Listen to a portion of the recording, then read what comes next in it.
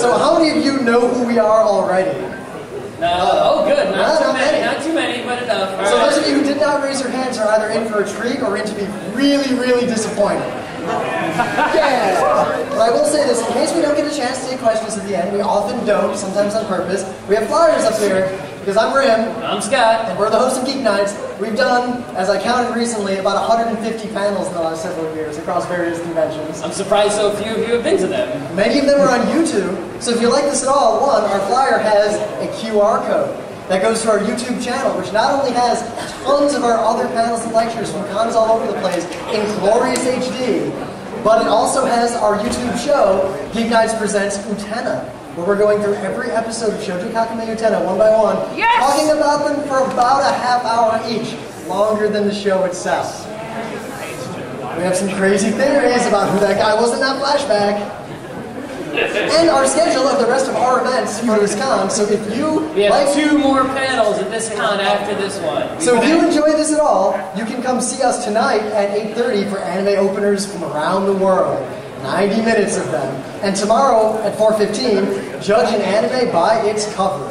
And if you don't like what happens here and you walk out, you know to avoid those 2 panels that are later in the convention. And also, see us. Tomorrow, right before Judge an Anime by its cover, a good friend of ours, Emily Compton, is doing a panel on how the animation industry actually works. She is an animator. She also translated a bunch of the early Natalia that was coming out. All right.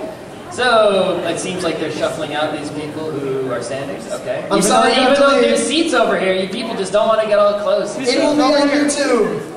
If that battery doesn't run out, the battery might run out. We will try to have it on YouTube for you. Unless you like that sort of thing. Alright, anyway, so all anime are the same. I called this panel All Anime Are the Same, thinking that sounds controversial, will get people in the door. I was right.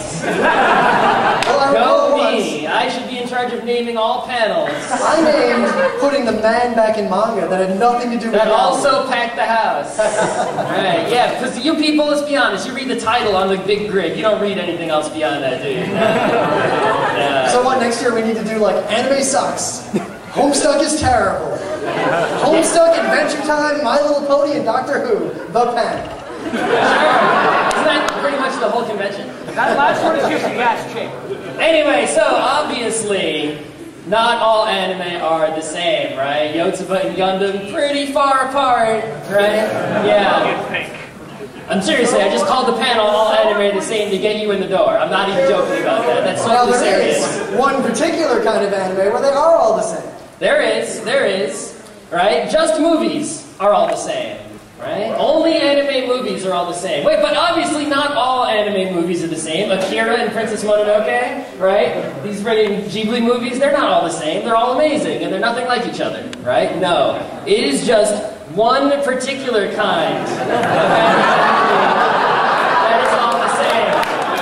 Right? Every year, these anime movies come out, right? Every single year like clockwork, and they sort of go under the radar, you know? Pokemon movie 7, One Piece movie 11, right? And they just crank these things out once a year, sort of like they have to for some reason. It's like, yes, there must be a One Piece movie every single year. I can't stop cranking this machine. Every time I crank it, money comes out. Oh no, we better crank it again. But it's the same machine we cranked for the past 20 years. Ooh, money keeps coming out. Yeah, so this is not some recent thing, right? These sort of cookie-cutter anime movies have been made for a long, long time, right? Perhaps since the 80s or even earlier than that. And today we're going to show you just how cookie-cutter these movies are. Sadly, Rim couldn't get a digital copy of Pokemon the Movie 3. Well, we'll save that. Pokemon the Movie 3 is the one where some Pokemon becomes some guy's daddy because they kidnap mommy, and it's super creepy. Right. So today we're going to be talking about 3 movies, right? The first movie is Lupin the Third, Island of Assassins, right?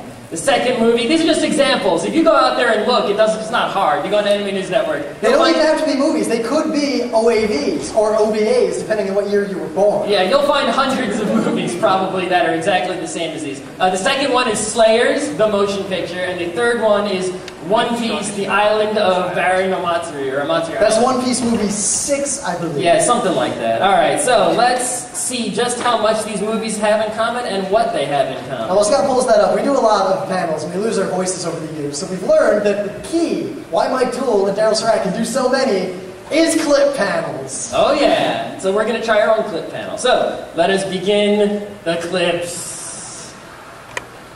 Dun, dun, dun. Make the audio again. There we go.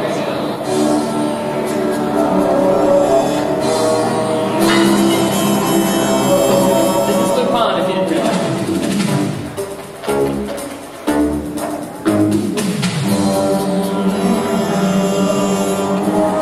Everybody see? Turn up this. Oh, that's all the lights.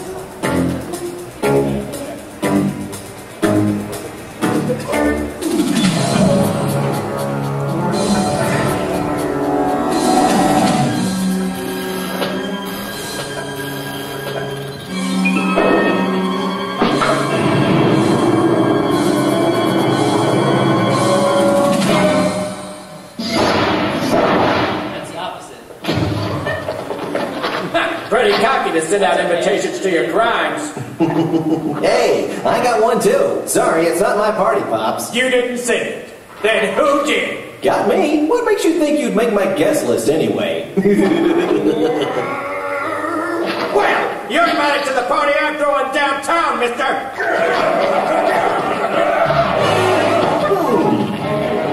I'll check my schedule. Thanks, though. Bluebird! Never get tired of the crowd of police and all the cars. Those are cars. They're basically one character. Hold the elevator! Get out of the way! You're not getting away from me, you little Alright, this is Slayer's motion picture. What is wrong, brother? Our brother's leg has been broken in half. Hey, you! Hey, Also, these lady! dubs are great. Hey, lady! Hey, didn't you hear us yelling at you? You're kind of out of shape, aren't you? Hey, that's not true! Although my blood pressure has been a little high. Yeah, and I've been getting these shooting pains in my... Nobody wants to hear your health problems! We're here to make this young lady pay for breaking our dear brother's leg. Huh? Well, if you're gonna quibble over every little detail... Yeah, so if you want to escape our righteous wrath, give us all your...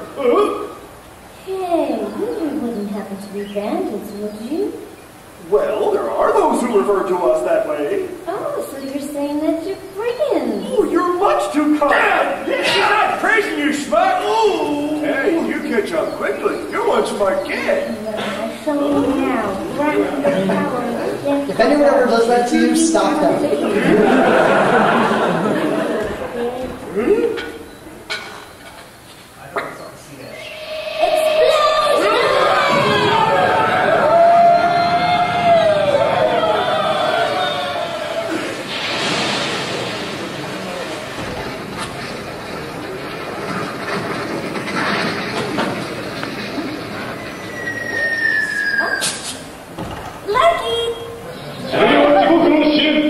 I didn't have a dub for One Piece, sadly. I'm sure it'll be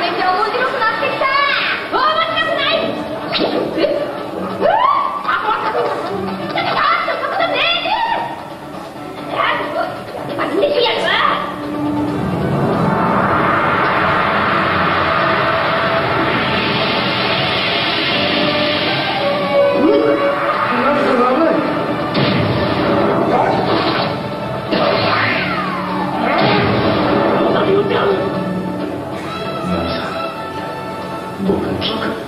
見てください。ドラパン。おい。シュー。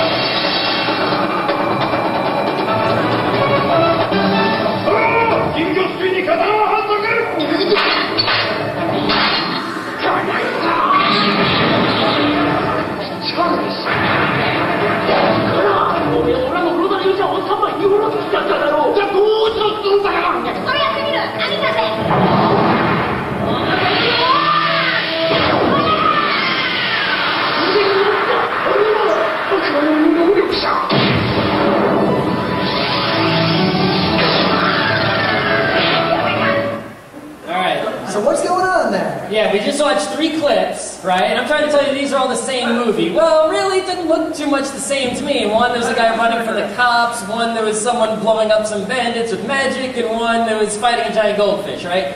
What do these 3 things have in common, right?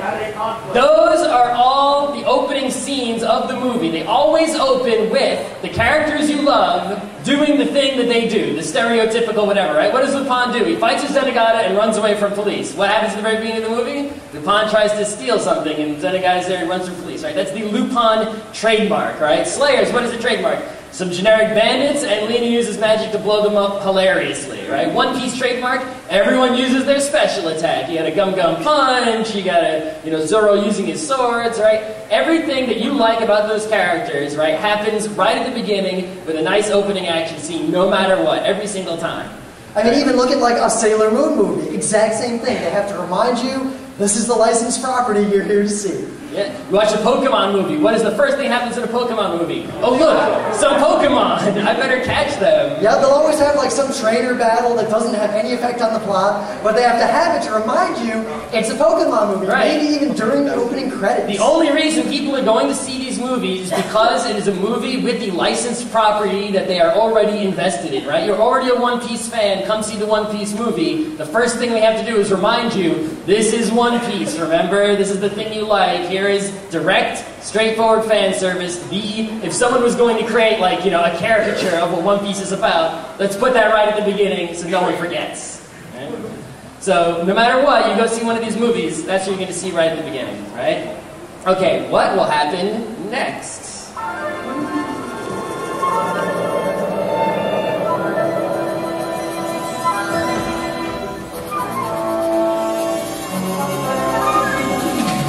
Who's that? That's not any Lupin character I've ever seen before. There's no mistaking those eyes.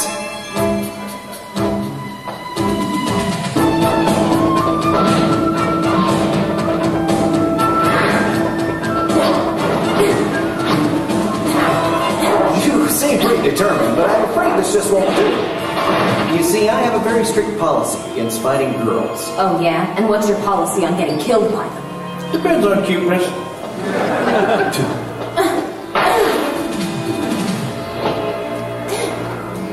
I gotta say, those eyes are to die for. Ooh, leave her alone.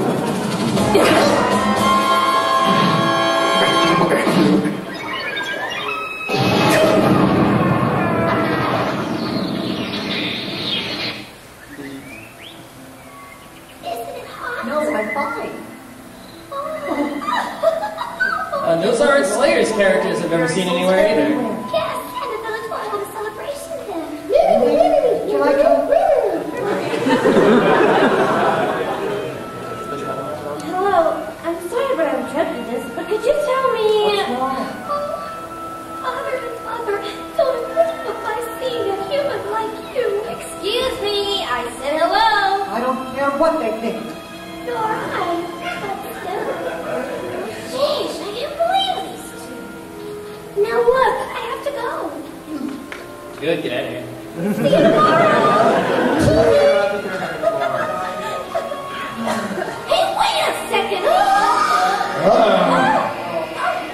What? Can't touch this.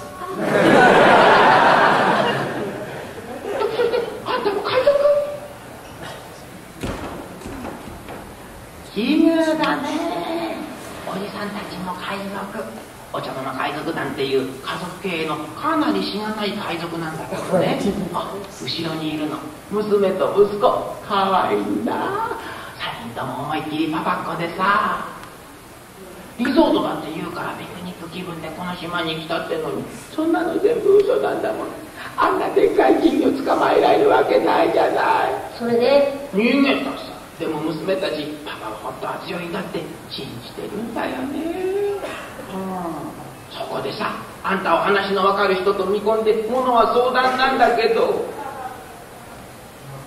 娘たちの前で私にやられてくれない？不利でいいから。でもお願い、その代わりにこの島の秘密全部教えるから。秘密？秘密。それでいいからね、それでこらー、おとなしくしろー。勘弁してください。こらー。パパ強い。パパ強いだろ。ほんとばっちゃん、なんか嘘くさいんだよね。何を言う、嘘なもんか。いい、こいつのこと信じちゃダメよ。こいつとはなんだ、父親に向かって。言ってんだよ、ジジイ。ジジイとはなんだ、パパと呼びなさい。バカとはなんだ。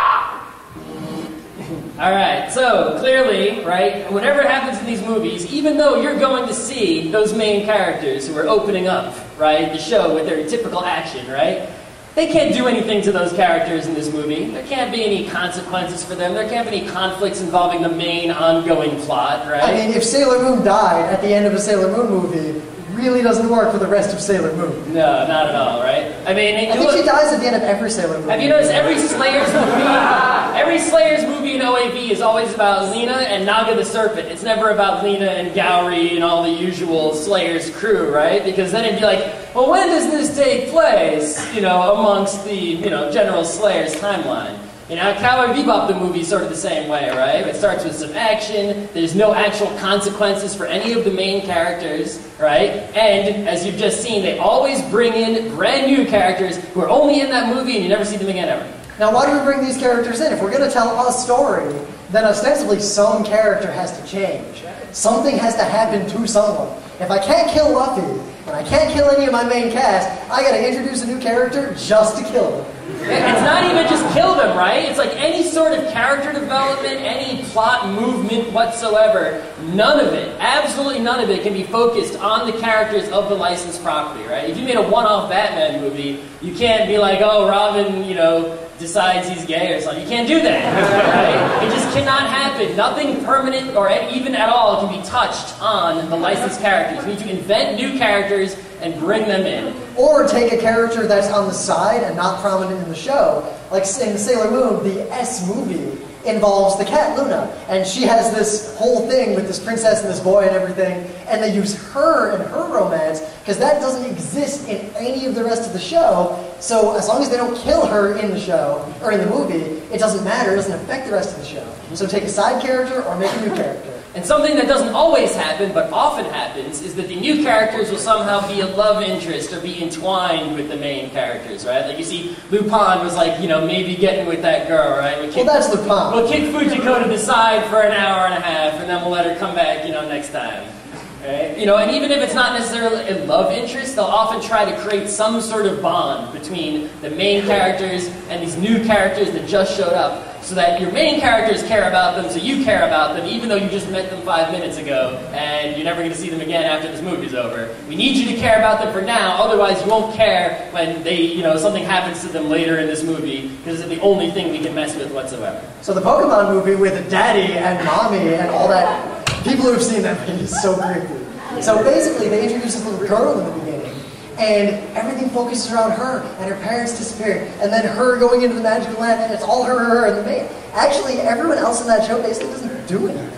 Yeah, at all. Yeah, in a Slayer situation, right, usually you get, like, you know, they go to a town, and the town has a problem, and it's focused on the problem the town has, whereas the Slayer's main series is, like, the problem the main characters have. It's their problem. You know, Copy Rezo is out there, and he's doing evil, right? Whereas the Slayer's movie will be like, Lena goes to a town, and there's a monster plaguing the town. The town is suffering, right? Lena is just sort of coming in sideways, right? If you ever find a movie where the main character is not coming in sideways, that's a different kind of movie, usually a good one.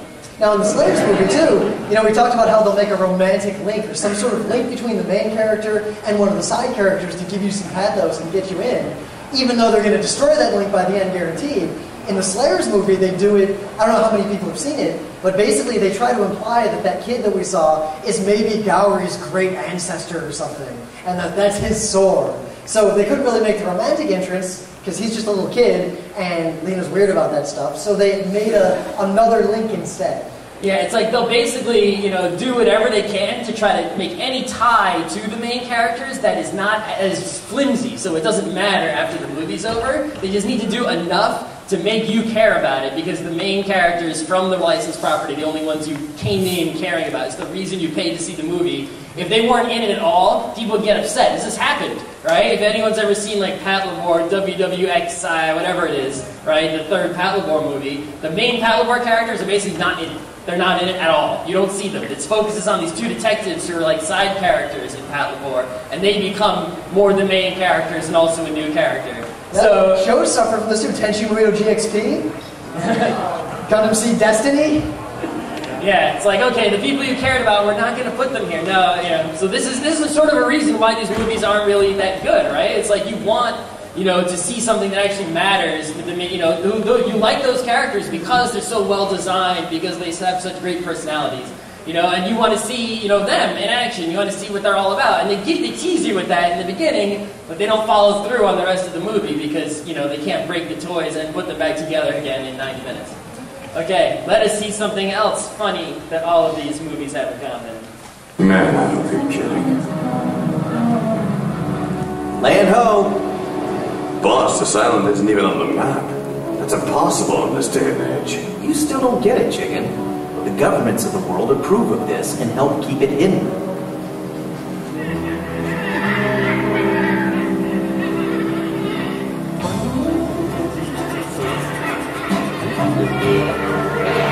Man, if you cut the cheese, pass out the crackers and those. It's natural gas. It leaks out all over the island. Yeah, right. Come up with a better excuse next time.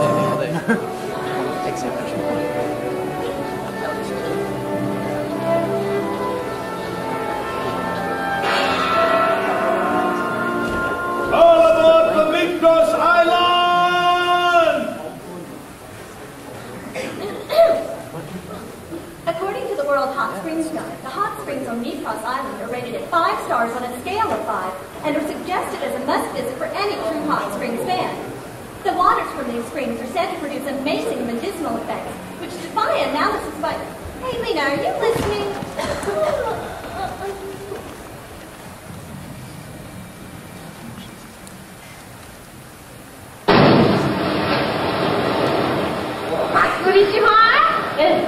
お祭り島聞いたことない島ね。あなたが間違いない。なんだお祭り島って、お祭りでもやってんのか。続きを読むと、お祭り島はブランドライン唯一のリゾートチックな喜び島。その名の通り毎日がお祭り。多彩なスパールをエステで癒される。スパールエステ？いいんじゃない？ナイトライフは世界の美女と白色の人と聞いる美女。そりゃいい島だ。そして夕食はマンガン全席フルコース。マンガン全席？なんだそれ、どんな食い物だ？だから罠だって。いいんじゃない？お祭り島全然 OK よ。名前からっていい島だぜ。俺が保証する。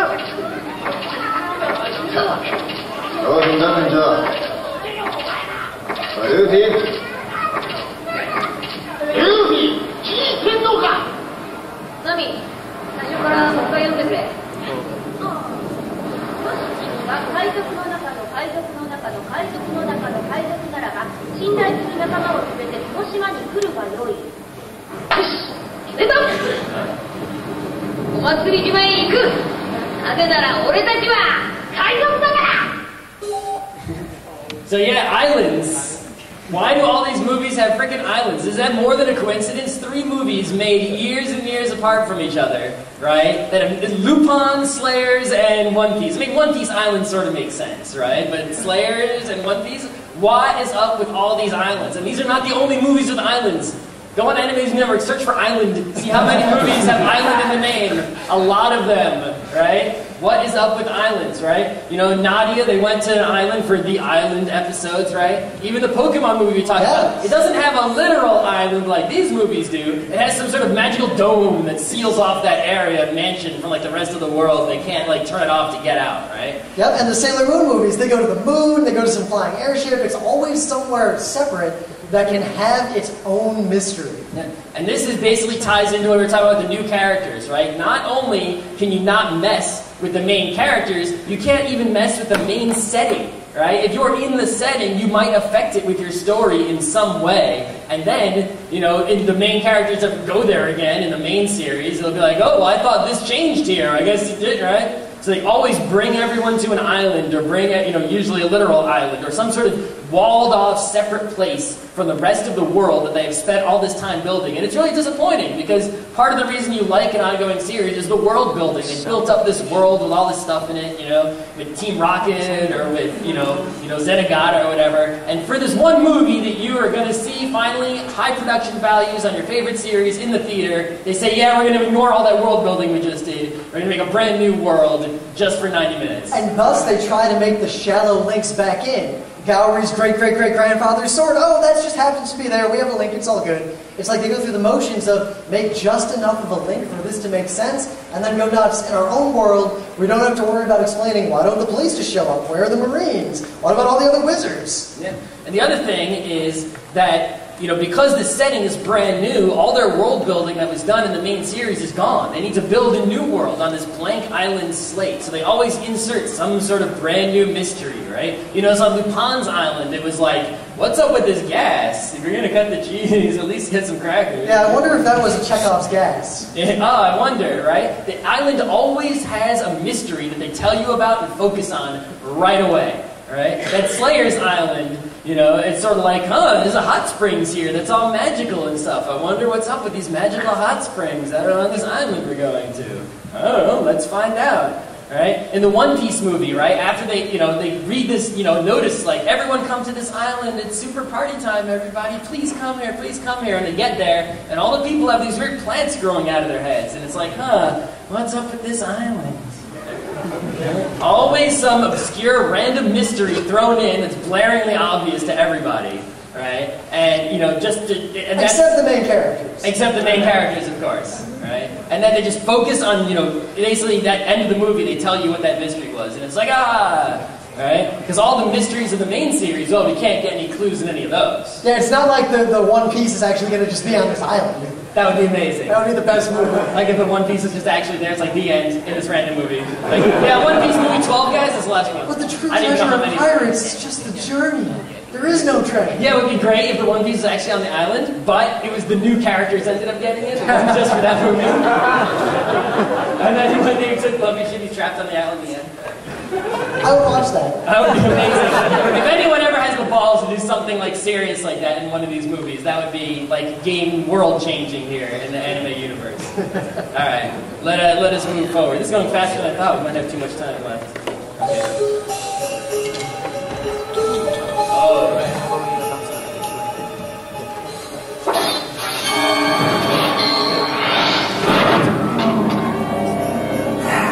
Welcome. I should have said that before he said it. Frankly, I'm a little disappointed with your hospitality. Now, is that any way to welcome guests? Seems right for a rotten thief. Oh, let me try again. You should have killed him when you had the chance. No, I want him alive. Alive? But we never done that before. Let's start.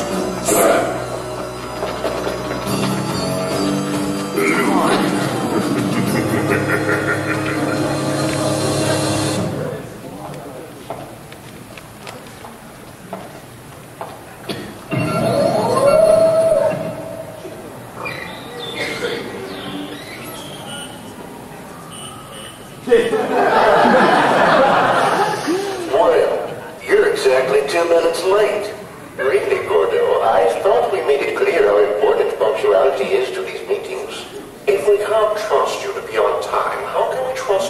like a low-rent sailor. I understand. Now you'll pay for embarrassing me! Go ahead and leave! It won't spare you from your hard fate! Alright, now what? What do you mean now what? You're the one who brought us here. Oh, playing a game here, are you? Brother! Prepare the now. From the 10th strongest person on this island. Go ahead. Beg for mercy. He is the 10th strongest man on Mithras Island.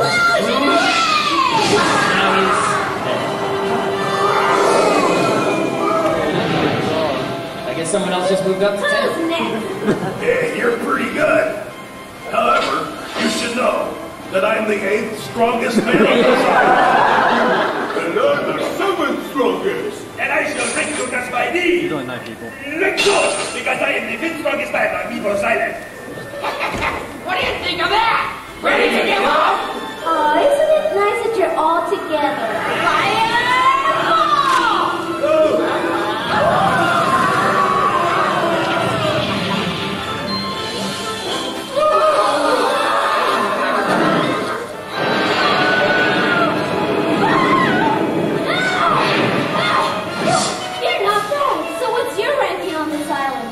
My ranking?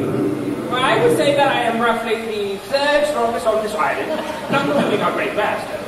What great master? Oh, that's nothing you're going down to be worried about. Oh, of course. I dare anyone to cosplay as him. Oh, you're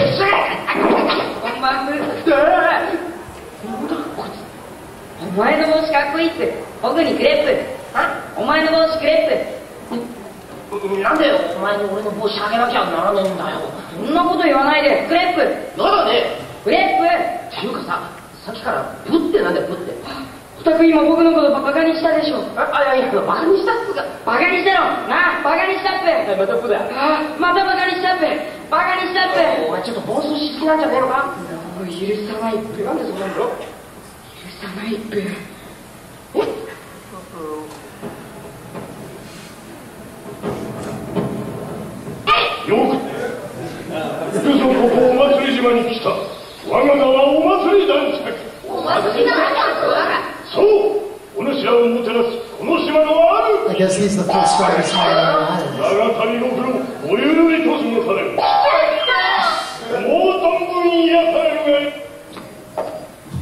Okay, so yeah, clearly, right, they load these movies up with ranks of bad guys, right? Every single one of them is bad guys at every single level, sometimes literally 10th strongest man on the island, right? And sometimes not so literally, you know, just showing you, you know, there's clearly the low-level guy, then the higher-level guy, right, and the even stronger guy, right? Why do they do this? Why don't they just have, like, one bad guy for the whole movie? Because then it'd be boring, right? You'd fight the one guy, you'd get away. You'd fight him, you'd get away. Well, also, what are these shows about? In the shows that relate to these, like the Lupin TV shows or whatever, they'll fight a whole bunch of guys over the course of many episodes. There's a progression. There's a sort of leveling up of the difficulty of the challenge, the escalation of the conflict. Right, but they fight each guy over the course of like a whole bunch of episodes, right? So it takes 13 episodes to beat the fish man or whatever, right? But it's like, and then that's it. So if you just had one bad guy in this movie, it would be sort of like, okay, he fights the bad guy for the whole movie at the end. No, you need to have multiple action scenes, and because the production value is so high, and they're you're going to a movie, you have more different excitement, you want to sell more merchandise, you have more character designs in there, right? They gotta put in low-level bad guys, medium level, right? Battle after battle, they have to be fighting someone different each time and get a clear win or loss out of each one of those, right? To keep the thing moving forward, to keep you interested. If you keep fighting just one guy who runs away and comes back in like 4 different battles, and then it's over, not gonna really hold your attention for 90 minutes. Now, it also makes sure you get that same feeling that you get from the show itself. Or if Kenshiro no Ken just fought one guy over the course of an entire movie and didn't go through a whole bunch of goons to get to him, it wouldn't feel like a Hokuto no Ken movie. Yeah, it's all about the ranking is all about the leveling up, right? It's even though that your main characters are already superpowered, those new characters aren't superpowered, right? So imagine if One Piece went to the island and the island boss happened to be less than the power that One Piece had already gotten from the main series. It would be really pretty boring. They would just go and kick everyone's ass in the island in the end.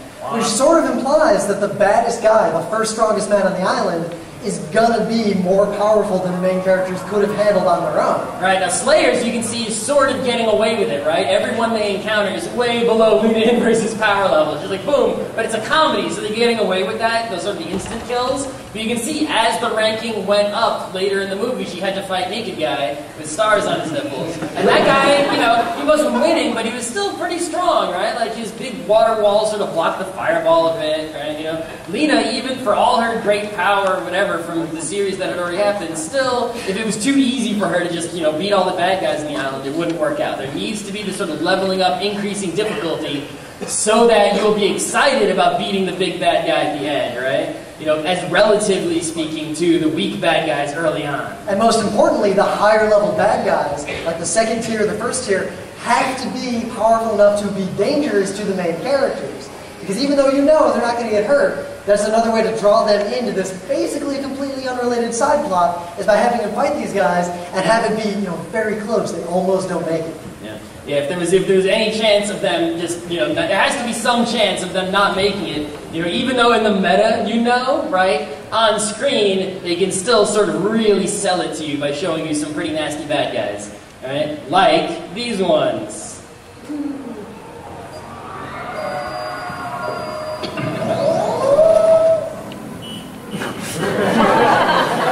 What's going on down there?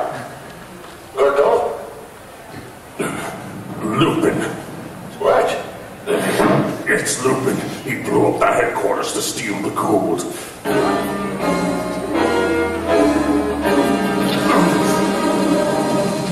What's going on?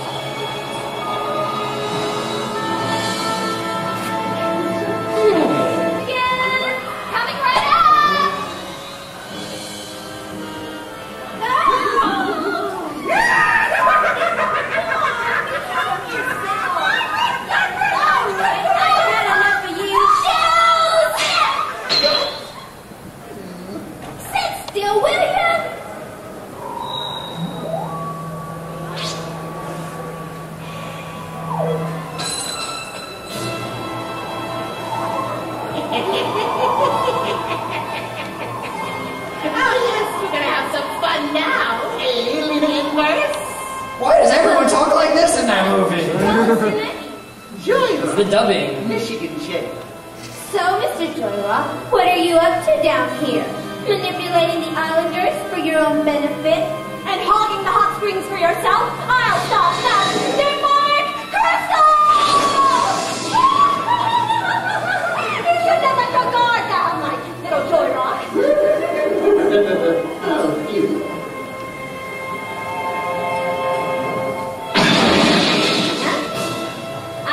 My turn now. Are you going to show me something special now? Oh no, this is just something I had up my sleeve.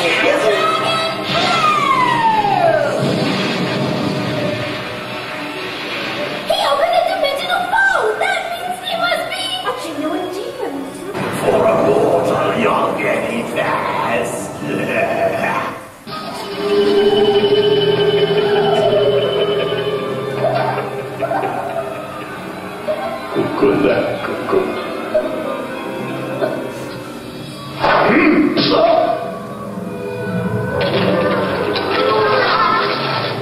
toilet jokes. We're spoiling every movie according to this formula already, so it's not possible. What the fuck is that?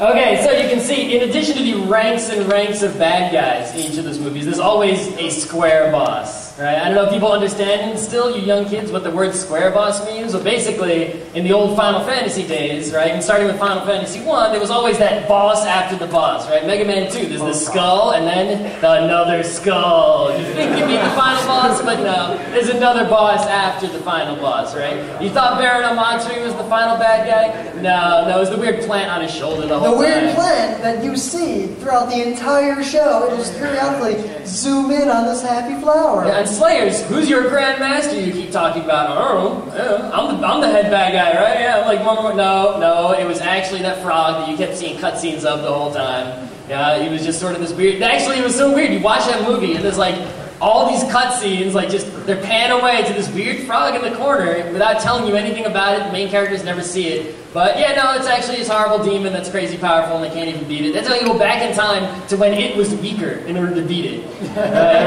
It's because it's so strong, this frog. And you can see in the Lupin movie, right, there's this guy running the evil island. That's the main bad guy, right? No, it's those guys in that room somewhere, those evil government people. No, actually, there's some mysterious person who just shot that main guy in the head. It kind of looks like Lupin, at least if risks are to be believed. Yeah, and that's the actual square boss, right? You can just, boom, the main bad guy's dead. Now what? There's like 20 minutes left in this movie, right? Who's it going to be? Some horrible secret square boss, right? And this secret square boss is usually, almost always, tied into that secret of the island, right? It's like they reveal the secret of the island and the final square boss at the same time, right? It was hard enough to sell you on the regular bad guys to make the big ending on the movie. What can they possibly do for a big ending? They have to show you an even bigger bad guy. Luffy has to get filled with 1,000,000 arrows, right? Even though obviously he doesn't actually get permanently injured in any way, shape, or form. Right? And they have to have a bad guy. There has to be some sort of surprise, right? How can there be a surprise if there was no context to go on before, right? The only context they have to build on is that secret of the island, right? So they take the secret of the island, they mix it up, and they make this super bad guy appear at the very end for the huge climactic battle. Now the island gives us a couple of excuses too. One, now we get to have an existential crisis of the world itself, because the world of the film is now entirely inside of the island. So it could be a bad guy who, if he's destroyed, the island is destroyed. Who might destroy the entire island in the course of the plot. We can basically have the world-ending cataclysmic plot and danger, but again, no outside influence whatsoever, or no outside effect whatsoever. The island is the only thing in danger. Yeah, usually, how many animes are like, oh my god, end of the world, right? Well, like you said, you can't make end of the world, you're stuck on the island. But you can make end of the island, right? And Lupin, basically all the people have these spider things on their hands, which is basically, they have to breathe in that gas from the island. And if they leave the island for too long, they're not breathing in the gas anymore, and then they die, right? Because they got injected with this poison. That's almost like a mafia hit squad going back to kill all the witnesses. It's the island of assassins, so they're trying to keep the assassins on the island by injecting the assassins with this poison that apparently makes a spider appear on your hand, which is kind of, I don't know how. Or forehead. Well, I guess forehead for one guy, I guess the guy who invented it, right? Yeah. So, and then of course at the end, right, who is the square boss? It's this guy who is, originally fighting to, eliminate, to build a cure for this poison, is actually ends up being the bad guy. Right? In the Slayers movie, right? You had that new character, right? The guy with the kid with the blue hair and the girl who's squeaky, squeaky, squeaky, right? Who is the square boss? That's that demon frog. But the demon frog is who he was fighting, his entire life, right? So, it's taking that mystery of the island, who's this kid and these dreams and these weird people I keep saying. But notice what happened there. Every example that Scott just brought up, the person who ends up driving the conclusion and fighting the big bad is someone who the big bad wronged in the past, and the main characters, again, aren't super involved. It's someone who's been gunning for Jorok the whole time. Let's take a look and see what that looks like. Oh, my audio cut out?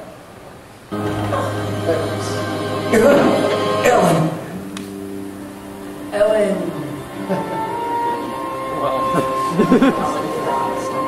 You're dead. This is the only movie you'll ever be in ever. Ellen, it's spelled wrong. Oh well. I'll forget about you and never mention you again. That used to be the kid with the blue hair.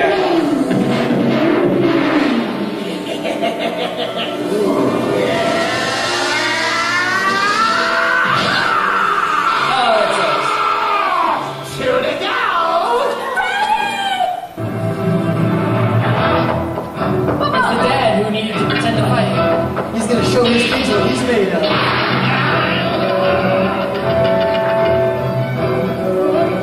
Come at me, bro.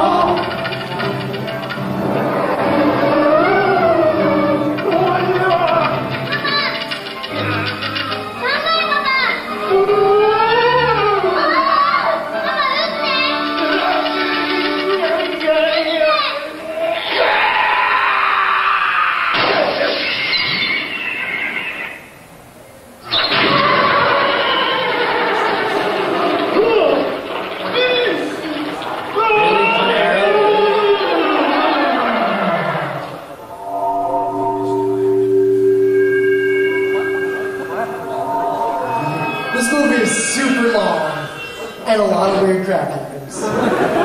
Okay. So as you can see, all the consequences, right, are suffered by those new characters that came out of nowhere, right? They're the ones who bleed. They're the ones who die. They're the ones whose kids die. They're the ones who change. The worlds get destroyed all inside of that island. Right. No one, even there had to be consequences. We already discussed how the main characters, the ones you love, cannot suffer them, right? So it's those new characters at the end of the movie always suffer. Usually they get killed so that they never have an excuse to appear in any time ever again. You can't be having this Baron Amatsuri showing up in One Piece episode, whatever. Everyone's like, where the hell did he come from? They might not have seen the movie, right? But they can suffer consequences in the movie. We kill them off, we don't see them again. Sometimes the consequences are positive. Like you saw Dad there, right, actually had a happy ending, right? The other two people died. Dad was actually able to save the day, right, and prove to his kids how awesome he was. I think they decided to stay on the island and party. I don't really remember. I kind of fell asleep at the end of that movie. Yeah, I fell asleep sort of before the end of that movie because I was like, I've seen this movie 100 times before. I think it was called But Lupin. one thing this implies is that if you took the Lupin characters, like the characters, Fujiko, Jigen, and just stuck them in the One Piece movie, it would work just fine. It could be the exact same movie, just with different characters, saying different proper nouns at the right times, and doing their own proper noun hijinks, and everything else is the same. That might as well be a Lupin movie. Yeah, it's almost like they write like a brand new anime movie with brand new characters, and then just say, okay, we'll write a story about a guy on an island, of course, who, his whole life has been trying to fight against this demon, but now he's old and the demon's in charge and he lost. I guess it's sort of Samurai Jack-ish. And then we'll have Lupin go save the day. Right, and then, he beats the monster. Okay, so why does everyone want to see that boring story? Well, if Lupin is on the island the whole time, right, then suddenly this will be exciting to anyone who cares about Lupin. Oh. Now what you can do, if you watch some of these movies, go to the Anime News Network Encyclopedia and look at who directed them and who wrote the screenplays. A lot of times it's not the people who are doing the normal TV show. It's someone separate making the movie. So they basically make their own movie, and they just have to incorporate these existing characters following their existing tropes. That One Piece movie, you know who did that? Mamoru Hosoda, same guy who did The Girl Left Through Time. And some are worse also. Little children. Yeah. And the thing that's really sad about these kind of movies that upsets me more than anything is not just that they're formulaic, because lots of anime is formulaic, right? It's that the high production value, right? They put so much money into these things compared to the regular old anime, and you put all your money into a movie that's exactly the same as every other movie ever. Why? Why did you do that? You could have made an original movie. Well, can't stop cranking money machine. Money just keeps coming out. Right, because think about this, if you're in Japan, right, it's like, you're not necessarily an otaku if you live there, you're just a normal person, but there's animes, and your kid likes One Piece, guess what? Or your kid likes Pokemon, which almost all of them do, you're gonna go to the Pokemon movie every year. So think of it this way, and someone said this in the film industry in the US about the Garfield movie. So the Garfield movie made all the money it was gonna make the day they signed the contract to make that movie. That movie had a guaranteed number of kids who were going to be taken to it by their parents, no matter how well it was done. It had a guaranteed merchandising. Everything was already set. How well it was executed had zero bearing on how much money it was going to make. No one was ever going to look at a review and then decide whether or not to go to that movie. Right, they calculate beforehand. They're like, what's the property? It's Garfield. How popular is it and what demographics, right? What time are we putting the movie in the theater? What other movies are in the theater then?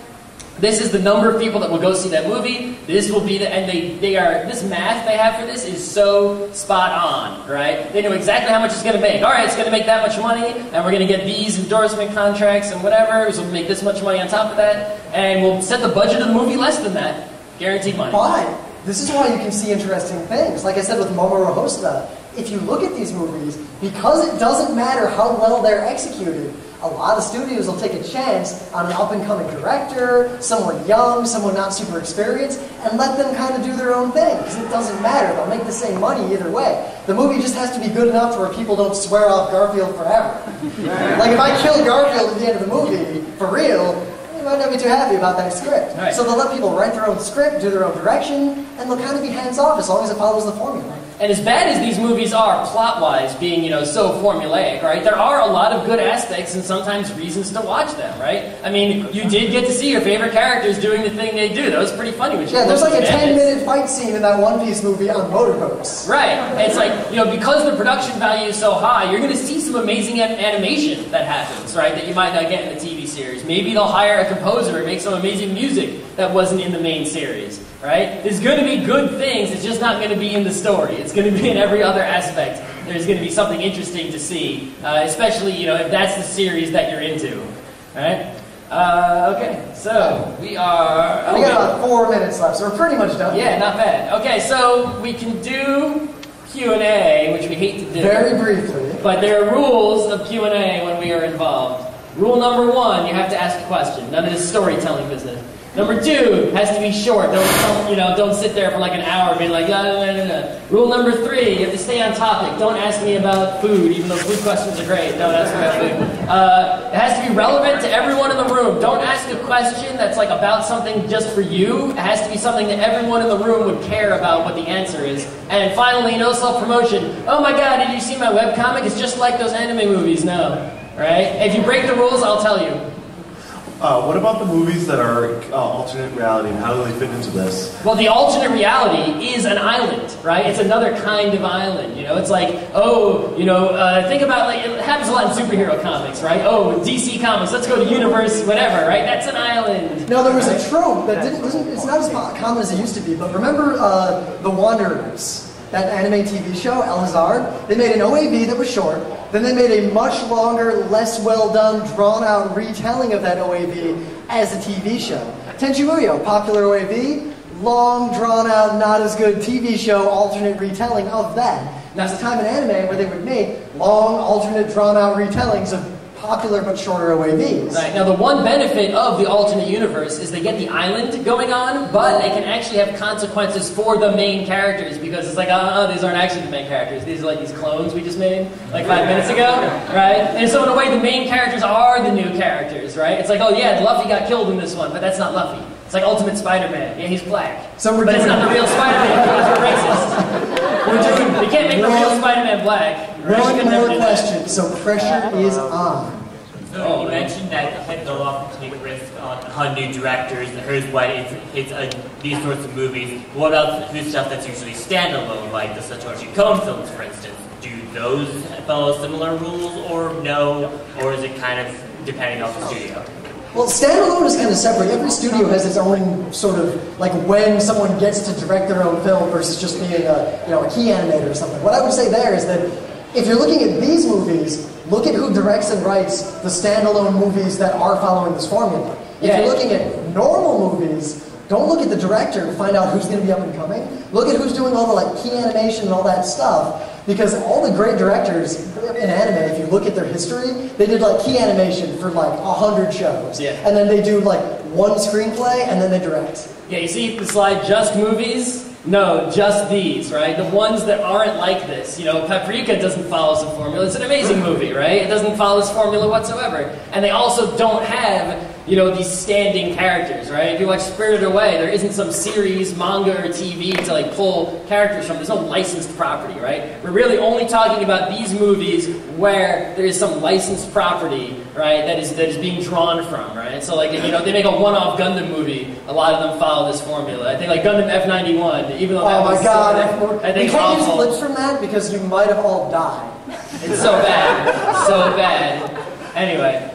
So I hope that was enjoyable, and remember, at 8:30 in room 306, we're doing 90 minutes of anime openers from around the world.